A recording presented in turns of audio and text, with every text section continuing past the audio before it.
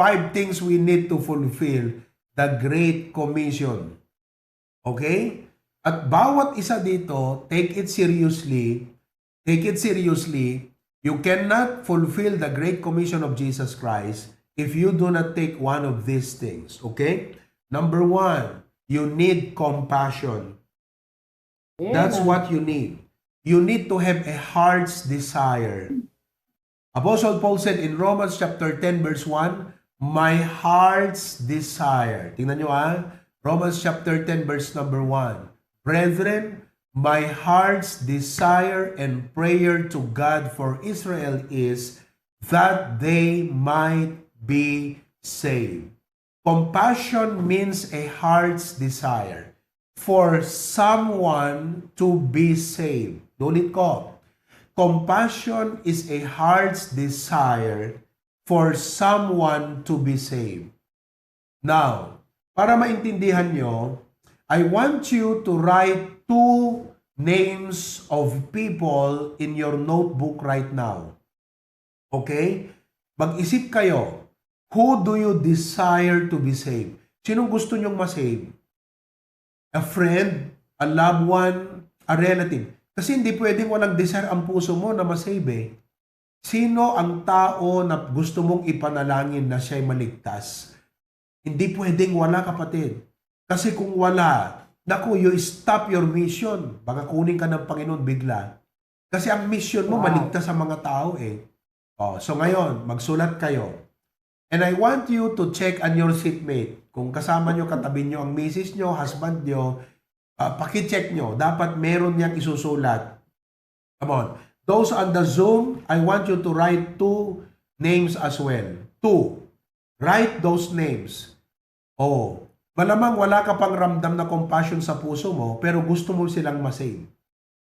Maybe classmate mo, right? I know it's not easy to win souls in the US. It's not easy to bring the gospel in the school. It's not easy to invite people to church.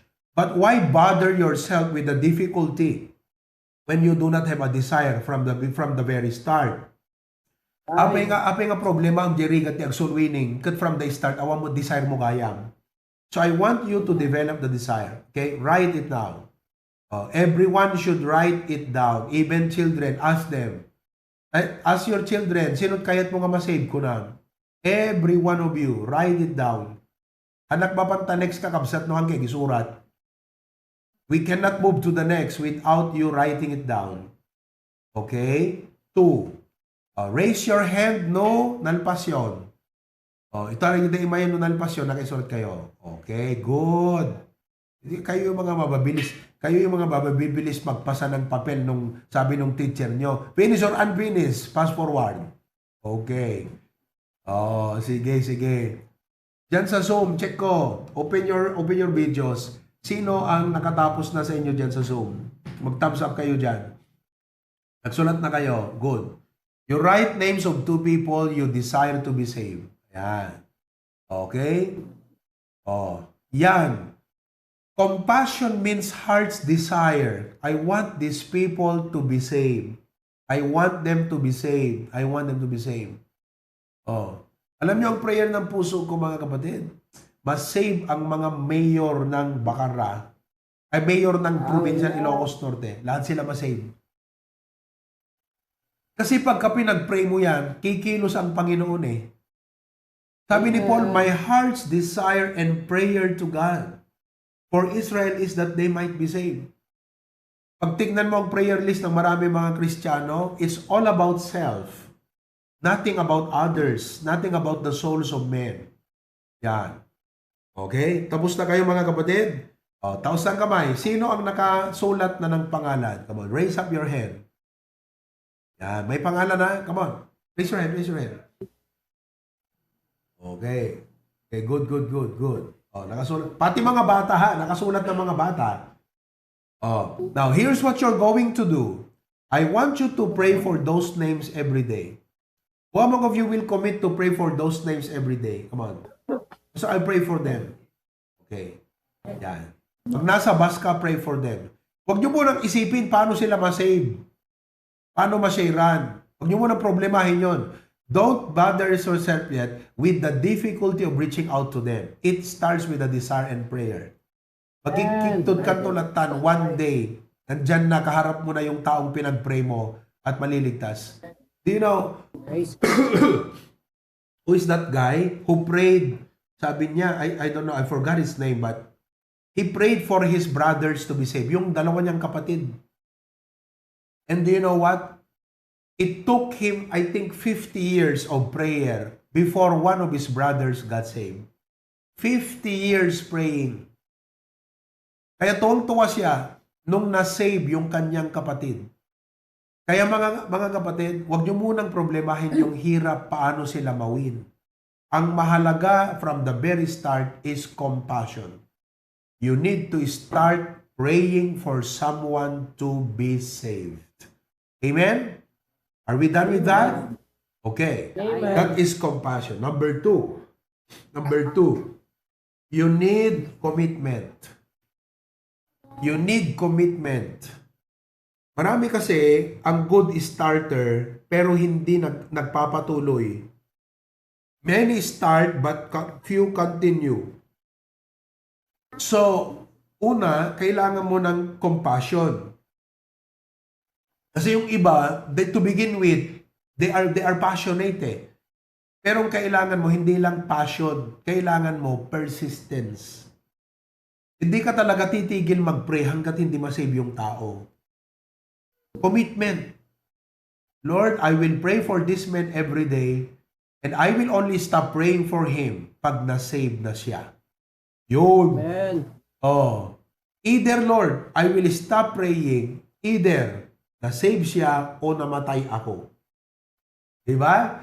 Kasi pag namatay ka na, hindi ka na makakapag-pray. Oh. Pero malay mo, sa patay mo, magbibisita yung taong yun. Doon pa lang siya masisave. So, hindi pa rin vain yung prayer mo. Diba mga kapatid? Ganun yun eh. Alam nyo tayo mga Kristiyano, yan ang mga dapat na mind natin eh. Oh, diba? Commitment is what you need. So, marami nagsisimula, pero hindi nagtatapos. So, you have to commit. For example, you need to commit to distribute 1 gospel tracts every week. You don't have to start big. Success is not about swallowing the whole elephant. But success means you are able to eat the whole elephant. It might take you 6 months, it might take you 1 year, but you ate the whole elephant anyway. That is success. So, when you want to succeed in your soul winning, you do not have to distribute 100 gospel tracts this week and then it's done. You have to produce a consistent habit. You need to make yourself consistent. Develop your brain, an automatic habit. Make it your system. You know, I preached yesterday about neuroscience. I'm not a scientist. I am not even fan of science when I was in high school. But I know that everything in this world, behind it is a science. Biology has a science. Life is science. The brain is science. And according to neuroscience, when it comes to the brain, they call it neuroplasticity. So no matter how old you get, it might be difficult, but the system of your brain can still change and be altered. It's called neuroplasticity. So it takes 2 months to 3 months before you can finally adapt a new system in your mind. Halimbawa ako dati, mahiyain. That's the brain wiring I had. But because of consistent talking to people, consistent preaching, consistent standing, my brain was developed na wala yung pagiging mahiyain ko. So I don't think there is a permanent attitude or there is a permanent character or permanent personality or permanent temperament. It's all in the brain. And all of it can be changed. So if you want your life to change, you can work on your brain. Science call it neuroplasticity. The Bible from the start calls it renewing of your mind. To renew your mind means you need to replace the old system with the new system. It's not about repairing the old system. It's getting rid of the old, developing a new system. That's renewing of the mind. And discovered by neuroscience lately, they call it neuroplasticity. Kaya ang galing-galing ng Biblia. If you read the Bible from a scientific perspective, you will be amazed you'll be surprised. The discoveries of science today have long time been written as laws and principles of science in the Bible. But people call it a religious book. Kaya magaling talaga ang Biblia, mga kapatid. Paano hindi magaling salita ng Diyos yan? But going back, I'd like for you to develop a consistent brain system, mga kapatid, na every week, yung bang automatic, di ba? Para sa akin, pag Lunes, alam nyo ang mga pastor nung araw, pag Lunes, vacation time. Kasi pagod ang pastor from Tuesday to Sunday. Kaya ang Lunes, vacation time. So naka-brain system ako na pagka Lunes, di ba? Wala akong trabaho ngayon, di ba?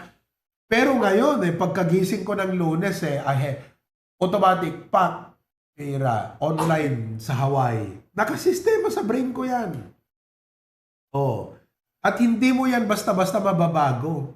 Kahit saan ako magpunta, automatic Lunes ngayon, Hawaii. Automatic. Ganon din dapat.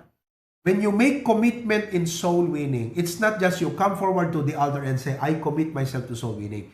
Commitment in soul winning means you have to work on your brain so that every week, your body longs to distribute gospel tract every week. When you say Friday, so be it, Friday. You rewire your mind that a certain hour of every Friday, you devote that in going out soul winning. You go distribute gospel tracts, you go out soul winning, and you know what? After 2 months of doing that, automatically, your brain will command you, today is Friday, this hour, you have to go, soul winning, you have to go distribute gospel tracts. That's what commitment makes. Hindi lang yung commit sa puso mo, kundi rewire your brain. Make it a part of your brain system. Are you listening? Okay. Amen. Number 3, you do not only need commitment, you also need compassion. Number 3, you need, courage. You need courage. Kailangan mo ng courage. Okay? Sabi kasi ng iba, Pastor, paano pag ni-refuse ako? Kaya ayaw mag-solve yung iba? Kasi iniisip sila ma-refuse. Oh, di ba? Tuturuan kita. Rewire your brain. Ganito ang dapat itatak mo sa isip mo. Sabihin mo sa sarili mo, when they refuse me, it's not me that they are refusing. It's God. Right. So napag nag-ibulong titracks, sabi niya, sorry, I don't have time for that. Huwag kang masasaktan. Maaawa ka dapat dun sa tao. Binuin mo yung taong yun, no? Binibigay mo na sa kanya yung eternal life. Paano siya magkaroon eternal life? Nirefuse niya. Kawawa siya. Pag ganyan ang pag-rewire mo sa brain, hindi mawawala ang takot mo sa pagkikipag-usap sa tao. It's just a matter of rewiring your brain. Replacing the old mind and doing it with the new mindset. When that mindset rules your mind, na rinefuse na ka di tao, imbes nga nasaktan ka di sarili, naawa ka sa sarili mo na na-refuse, hindi ka maawa sa sarili mo. Siya dapat ang kaawaan mo. Right. Naunawaan nyo yan. Kaya pagpunta ka, gospel tracts for you, kunamking kwa na. Sabi niya ganyan, ayoko yan, I don't have time for that. You know, you people, you are nuisance. You people, you are, titira ka nagtitirahin. Imbes na maawa ka sa sarili mo, na ginanon ka ng tao, ikaw dapat ang maawa sa kanya. Because he does not know what he's talking about. When you put that in your brain, you will not be afraid of anyone. You'll not be afraid of whatever people will say against you. Yan, ganyan ma-develop ang courage, kapatid. Amen ba? So sabi mo, hindi akong rinefuse niya, Panginoon ang nirefuse niya. Kawawa talaga tong taong ito. Di ba? Kaya hindi ka matatakot mag-distribute dyan. Sir, I'd like to give you this. By the way, we have a new gospel tracts. Pakita ka na kayo. Pwede ka isend ko, naku, pambihira. I-post mo sigo dito, Pasa man. Post mo sigo din. Naku, pambihira. Dapat makita nyo itong bagong gospel tracts natin, mga kapatid. Amen. Yan. Send mo na kaagad. Post mo na kaagad. Yan. Yan ang bago nating gospel tracts, ha? Ready? 1, 2, 3. Click. Wow. Oh, you see that? Wow. Oh, basahin nyo man. Ready, go. My goodness. Oh, hindi na heaven and hell yung front niya, pero heaven pa rin ang patutunguhan yan. Oh. Di ba? Isend ko pa yung first page, King ka. Para ganahan kayo. Pambira, gaganahan kayo nito. Oh. Yan ang next page. Hanggang next page lang muna tayo, ha? Tapos magtatapos na ako. Oh. 4 ways to become wealthy. Number 1, work for it. Number 2, steal it. Oh, di kita flood controlan. Number 3, marry it. Diba? Oh. Number 4, inherit it. But what if I told you, you can become rich in an instant by inheritance? Not by business, not by luck, not by labor, but by becoming an heir. Ayan o, sa baba. To an inheritance incorruptible, reserved in heaven for you. Ayos ba mga kapatid? Ako, gaganahan kayo mag-distribute ng gospel tracts dyan. Sasabihin ko sa inyo. Amen? Number 4, let's play with number 4. Creativity. O, anong ginawa ko dyan sa gospel tracts? That's what you call creativity. You need to create more avenues and opportunities. Oo. Sabi nyo, mahirap? Wag nyong isiping mahirap. O, i-rewire mo na naman yung brain mo. Pag sinabi mong mahirap, the pathway of your brain is obstacle. Creativity. O sige, iba mo lang tata consecration. Number 5, creativity. Iba mo. O, creativity. Pag sinabi mong mahirap, ang pathway ng utak mo, puro obstacles ang makikita mo dyan.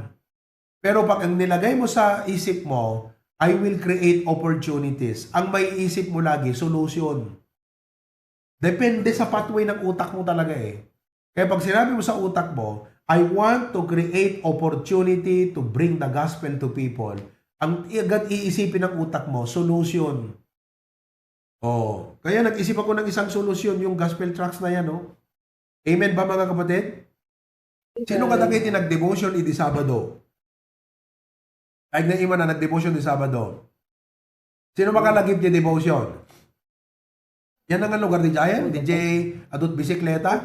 Copenhagen? Adot Bisikleta? DJ Devotion? Na tinaramid na, at the bisikleta na, imparke na ijay sanguti care home for the aged.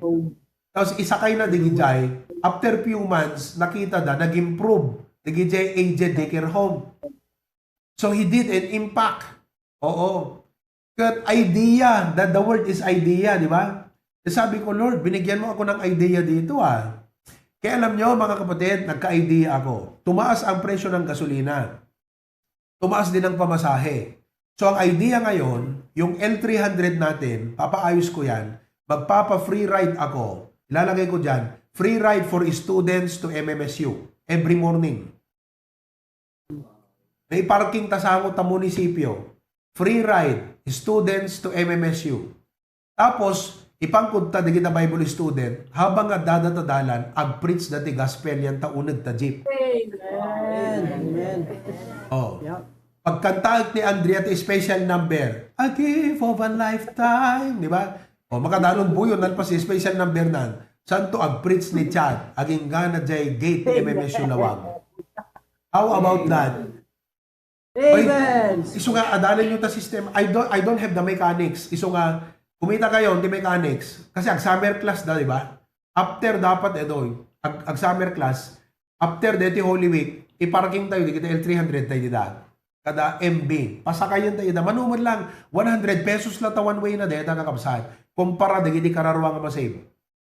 Amen. Oh, do you know what you call that? Creativity. You think of solutions so that you can bring the gospel out to people. Oh, itong ismek. No, awan deta ismek kakabsat. Kasano nga makasarugte ka, di kita high school kumaita ta. That's what you call creativity. Isip ka ng paraan. Kaya kung ang pathway ng utak mo mahirap, you'll always see obstacle. Pero kung ang sabi ng utak mo, I want opportunities, you'll always see solutions. You need creativity to fulfill the gospel of Jesus Christ.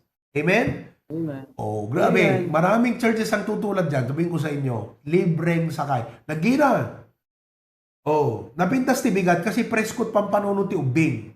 Imalim na mambanog, tuturog dayan dalugan. Ibigat presko. Iso nga, ibang punta, preach kayo na jeep. May nasave ng kaluluwa na train pang mag-preach ng jeep itong mga Bible student natin. Mahihain sila eh.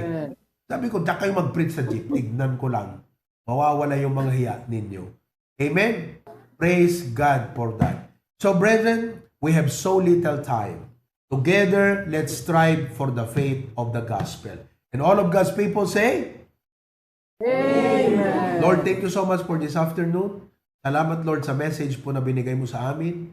We commit everything to your hand. In Jesus' name we pray. Amen.